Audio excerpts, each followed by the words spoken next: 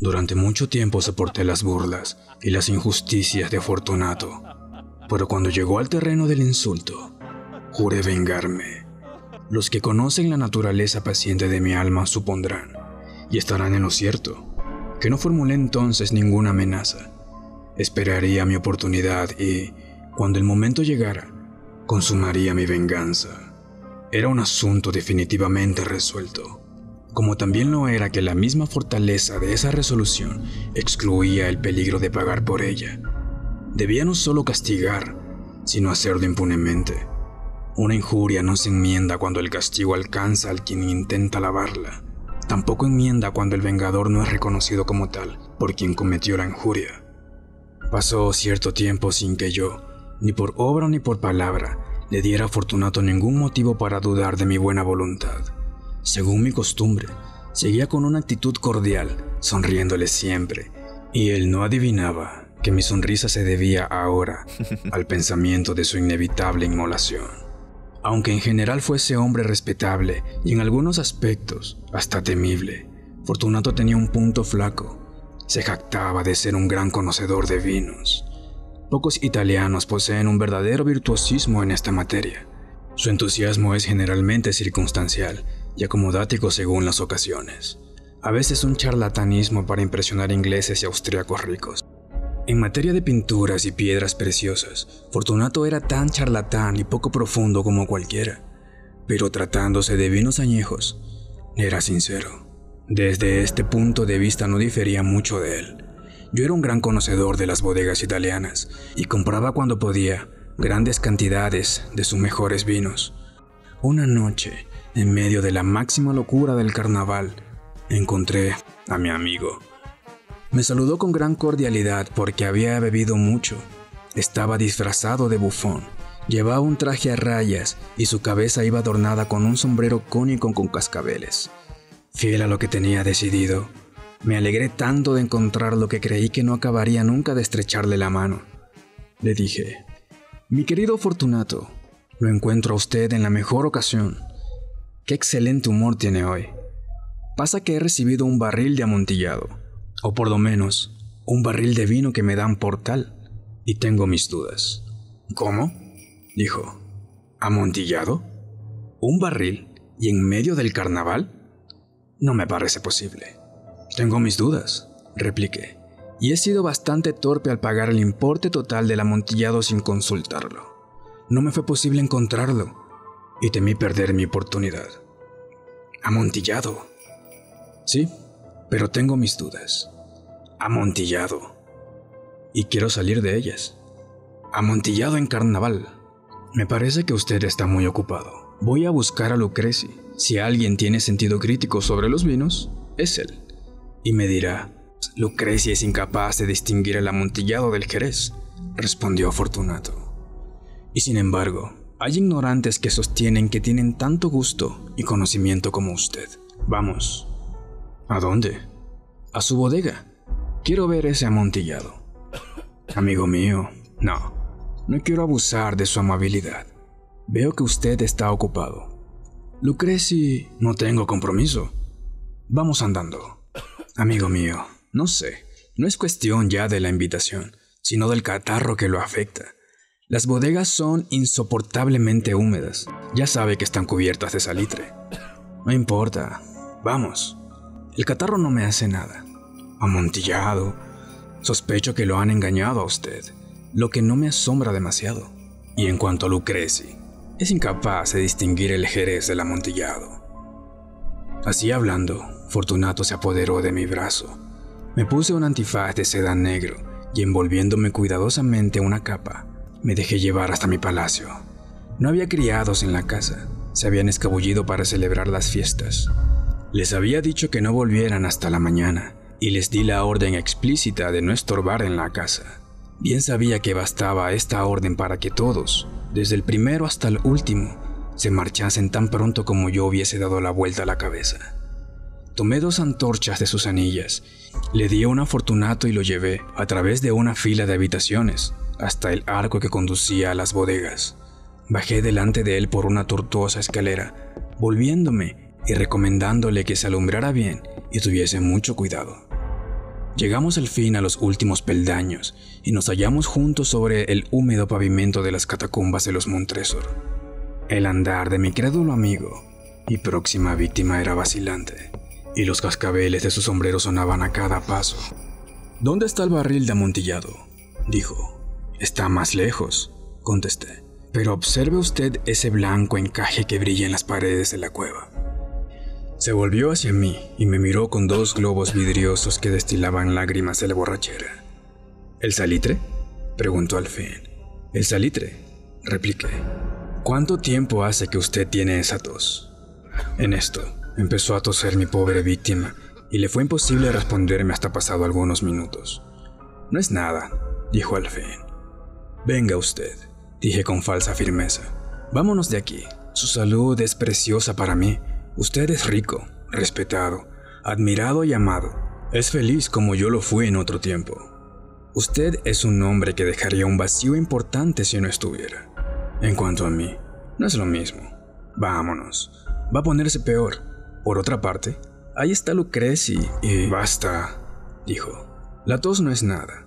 Esto no me matará. No me moriré por una tos». Es verdad», contesté. Y de veras que no tenía intenciones de alarmarlo inútilmente, pero usted debe tomar sus precauciones. Un trago de este Medoc nos defenderá de la humedad. Al decir esto, agarré una botella de una larga fila colocada en el suelo e hice saltar el tapón. «Beba usted», dije presentándole el vino. Llevó a sus labios la botella, mirándome por el rabillo del ojo. Hizo una pausa. Me saludó familiarmente. Sonaron los cascabeles y dijo: «A la salud de los difuntos que descansan alrededor nuestro». Y yo brindo porque tenga usted larga vida. Volvió a sujetar mi brazo y nos pusimos de nuevo en marcha. «Estas bodegas», dijo, «son muy vastas».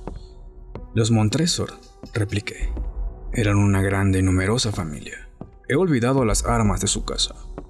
Un gran pie de oro en campo de azur. El pie aplasta a una serpiente, cuyos colmillos se hunden en el talón. ¿Y la divisa? Nemo me impune lacessit. Nadie me ofende impunemente», le dije, como si la frase no tuviera nada que ver con nosotros. «Magnífico», dijo. El vino centelleaba en sus ojos y los cascabeles tintineaban. El Medoc también me había excitado un poco. Habíamos llegado, a través de paredes de huesos apilados mezclados con barricas y toneles de vino, a las más recónditas profundidades de las catacumbas. Me detuve de nuevo, y esta vez tomé la libertad de sujetar a Fortunato por el brazo, encima del codo. «Vea», le dije, «cómo aumenta el salitre. Cuelga como un musgo a lo largo de las paredes. Estamos bajo el lecho del río. Las gotas de humedad se filtran a través de los huesos. Venga usted. Vámonos antes de que sea demasiado tarde. Su tos». «Esto no es nada», dijo Fortunato. «Continuemos, pero antes, venga otro trago de Medoc». Rompí un frasco de vino de Graves y se lo alargué. Lo vació de un trago. Sus ojos brillaban con un fuego ardiente. Se echó a reír y lanzó la botella al aire con un gesto que no pude comprender. Yo lo miré con sorpresa. Él repitió el movimiento. Un movimiento grotesco. «¿No comprende usted?», dijo. «No», repliqué. «Entonces no pertenece usted a la logia». «¿Cómo? ¿No es usted un masón?». «Sí», le dije. «Sí». «¿Usted? Imposible. ¿Usted un masón?». «Sí, masón», respondí yo. «Deme una señal», dijo como exigiendo. «Aquí está», repliqué, sacando una paleta de albañil de entre los pliegues de mi capa. «Usted bromea», dijo retrocediendo algunos pasos. «El carnaval y el vino lo marean, pero no importa. Vamos al amontillado». «Sea», dije, volviendo a colocar el instrumento bajo los pliegues de mi capa y ofreciéndole de nuevo mi brazo.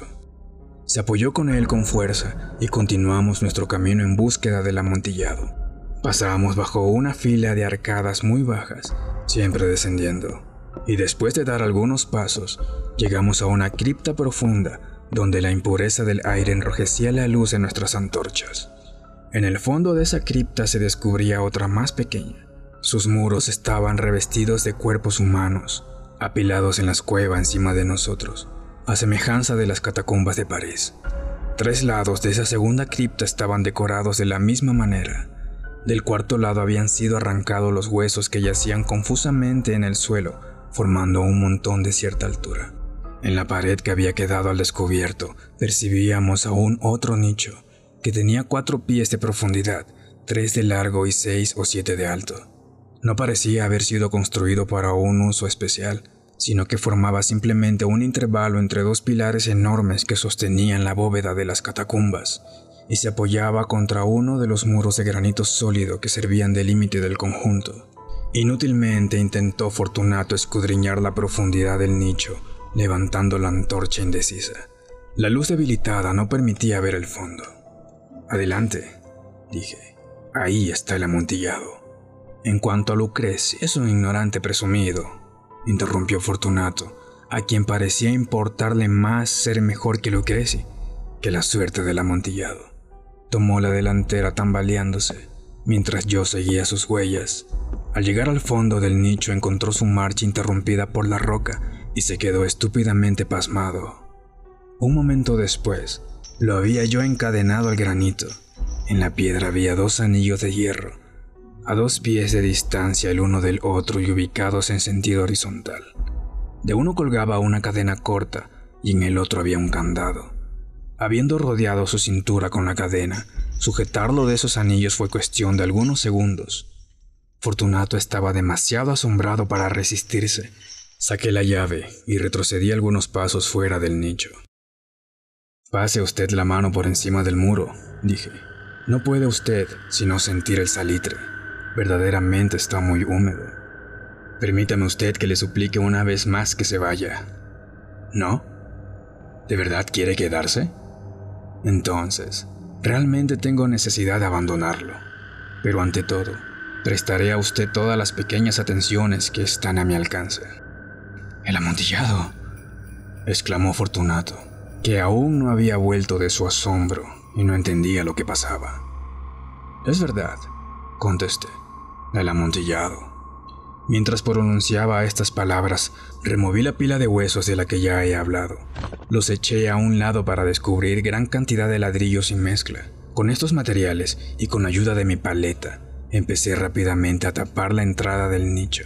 Apenas había colocado la primera hilera, cuando observé que la borrachera de Fortunato se había disipado en gran parte.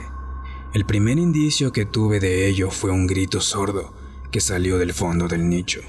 Ya no era un grito de un hombre ebrio, sino el de uno desesperado. Después reinó un largo y obstinado silencio. Coloqué la segunda hilera, después la tercera y la cuarta. Entonces oí las furiosas vibraciones de la cadena. El ruido duró algunos minutos, durante los cuales, para gozar más a gusto, interrumpí mi trabajo y me senté sobre los huesos. Al fin, cuando se apaciguó el ruido, volví a tomar mi paleta y acabé la quinta, sexta y séptima hileras. El muro me llegaba al pecho. Hice una nueva pausa y elevando la antorcha por encima del muro, hice caer algunos rayos de luz sobre el personaje encerrado. Una serie de gritos grandes y agudos brotó de repente de la garganta del encadenado, lo que pareció empujarme hacia atrás. Durante un momento vacilé y temblé, pero un instante de reflexión bastó para tranquilizarme. Coloqué la mano sobre el muro macizo del nicho y me serené por completo. Me acerqué de nuevo al muro y respondí a los aullidos de quien gritaba, haciéndoles eco y acompañamiento, sobrepasándolos en volumen e intensidad. De esta manera conseguí callarlo. Era entonces medianoche y mi tarea llegaba a su fin. Había completado mi octava, novena y décima hileras. Había terminado la 11ª y última. No me quedaba más que una sola piedra que ajustar y pegar. La moví con fuerza y coloqué casi en la posición deseada. Pero entonces escapó del nicho una risa ahogada que hizo erizar mis cabellos. A esta risa sucedió una voz triste, que apenas reconocí como la del noble Fortunato. La voz decía: «En verdad, es una buena broma. Excelente broma. ¿Cómo nos reiremos en el palacio de tu vino?» «Del amontillado», dije. «Sí, del amontillado. ¿Pero no es tarde? ¿No nos esperan en el palacio mi señora y los otros?» Vámonos. Era el último intento del condenado. Sí, dije, vámonos. Por el amor de Dios, Montresor. Sí, por el amor de Dios. Pero estas palabras no tuvieron respuesta. En vano apliqué el oído. Me impacienté y llamé muy alto. ¡Fortunato! No teniendo respuesta, llamé de nuevo. ¡Fortunato! Nada. Introduje por la abertura que quedaba una antorcha y la dejé caer. No oí más que un ruido de cascabeles. Se me oprimió el corazón. Supongo que a consecuencia de la humedad de las catacumbas. Me apresuré a poner fin a mi tarea.